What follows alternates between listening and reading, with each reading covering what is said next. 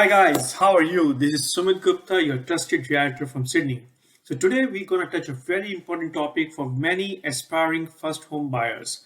A lot of people are confused where to start from. What they would they be able to afford to buy their first home or not? Is it the right time or not? So my today video is inspired from the news which was published by 7 News Sydney on their Instagram page on 19th of August. So let's see what 7 News has said on 19th of August. Here it is. It's no secret that property prices have been booming, but a new report has found there are still pockets of value for Sydney buyers. Tonight we can reveal the most affordable postcodes where renters may find it's cheaper to buy. After renting for years, Executive Assistant Ashley Spicer now has a home to call her own. We settled for a 3-bedroom, 3-bathroom apartment, 2-storey, within a great area, new schools, new shopping centres. But she feels like one of the lucky ones. I know a lot of my friends, have made offers on properties, but they either go to auction or they're being blown out of the water in the price guide, which is difficult. While opportunities are shrinking, a new report from the National Australia Bank identifies where it's still cheaper to buy than rent. The best affordability can be found by buying units in areas with a lot of development, like Campbelltown, Liverpool, Blacktown, Bankstown and Penrith. Cool. So you know that 7 News has listed 5 pockets, 5 suburbs where they said that it is cheaper to buy as compared to rent. And when I saw this news, I was quite surprised, and I said, "What? Let me do my research." Since I do have some projects in Liverpool and I do have access to the information there, so I did my research around that. So here is my Excel sheet, which you can see on the screen now. If you look at the Excel sheet, the average, so I considered 2-bedroom, 2-bath unit in this Excel sheet.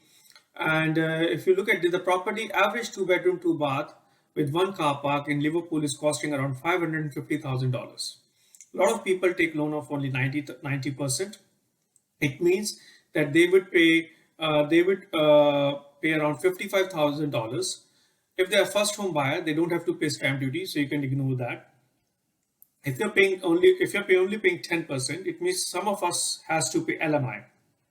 This is the value I got from Westpac website. You can double check with your bank or your financial institutions. This value can be different.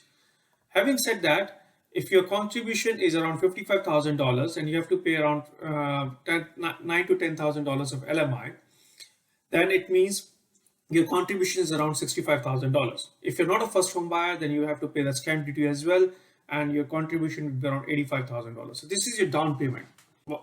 So why 7 News is saying that it's cheaper to buy than rent? That goes to your monthly payments.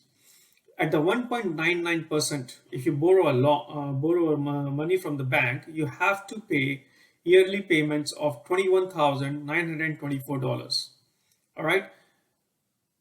At this time, the 2-bedroom, 2-bath is renting anywhere from $450 to $470 a week. So if you do that, it means if you pay at the rate of $460 per week, you have to pay $23,920 a year. If you look at this, you have already saved close to $2,000. It means you're paying $2,000 less if you buy an apartment, 2-bedroom, 2-bath apartment, as compared to if you rent that size dwelling. Now, a lot of people say, what about the property expenses and strata? So I considered those here as well. I'm considering that the strata for 2-bedroom, 2-bath is around $900 a quarter. Council and water would come to close to $2,000 a year. This is an approximation, guys. It's just an estimate. So please check this. They are subject to vary depending upon the size and the location and the strata management of the units. So we are taking an inflation rate of 2.5% and the capital growth of 2.5% as well. Let's assume that you had a fixed interest rate at 1.99%. At this time, you can get the interest rate of around 1.89 or even 1.79. But let's consider 1.99 for the sake of simplicity and little bit of buffer. Now, out of this 21,924, this is your interest rate, which you have paid in the first year. In the out of this money, this is the interest rate which you are paying the next year and henceforth. Your strata for the first year is assumed at the rate of $900 per quarter. For the full 1 year, it will be $3,600. Your council and water rates would be $2,000 approximately. If I take an inflation of 2.5% a year and I add that inflation price, your strata will increase to this amount and your council rate will increase to this amount, and hence for the third year as well. Now, 2-bedroom, 2-bath in Liverpool would cost around $550,000 on average, and average weekly rent is around $450 to $470. So we took an average rent of $460 per week. If we take this amount for the first year, this is the total amount of rent you're gonna pay. Now look at the difference. You're gonna pay $23,920, and if your loan payments are lower than that, your loan payments are $21,924. It means you're gonna save $2,000 just in your annual payments. Now, a lot of people say, okay, what about strata? What about council rates? So don't worry about it. I'm going to tell you how you are still making money even though you're paying $3,600 more based on this calculation. How you're going to save more money, and it's cheaper to buy a house, also cheaper to buy a unit as compared to rent it in today's market in Liverpool. If you look here, out of this $21,924, $12,186 are your principal. That means your compulsory saving. This is the money you're not paying to the bank. This is for as an interest. This is the money you're paying to the bank as your own money for the payment of your asset. You're building an asset. Now I pay $3,000 more, $3,600 more on my daily expenses. But if I deduct that from my compulsory saving, I'm actually making a net saving of $8,582 just by owning an apartment and living in it. It means I am making a money from the day I start making my first payment. All right.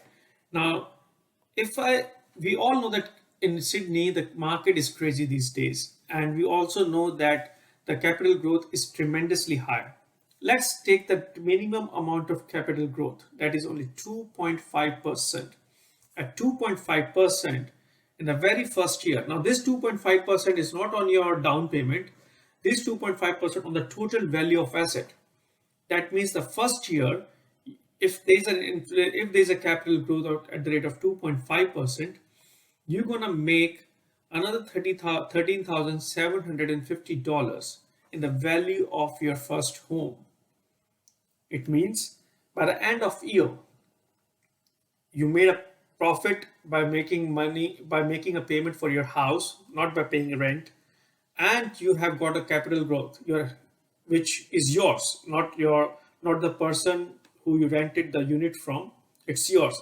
So total profit in the first year could be close to potential saving plus capital growth equal to $22,332. And each year it's going to grow. Why? Because your rent is increasing.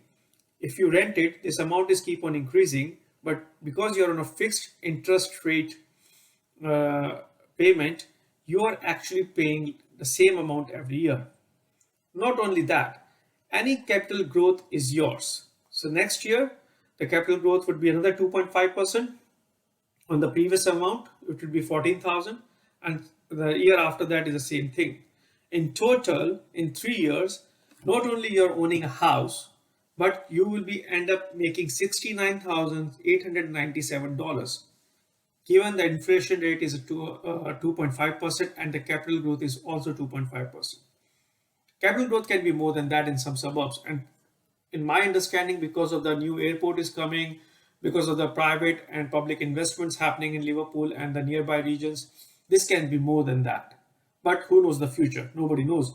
As of today, even if I don't consider the capital growth, let's say even if there's no capital growth at all, it is clear that in 3 years, you simply save just $27,000 after deducting all the expenses of strata and council on your rent, in your rent versus monthly installments.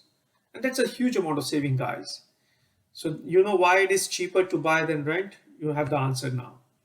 So if you need more information, please leave your comment. If you think I'm wrong, if you think you need to correct me somewhere, please don't hesitate.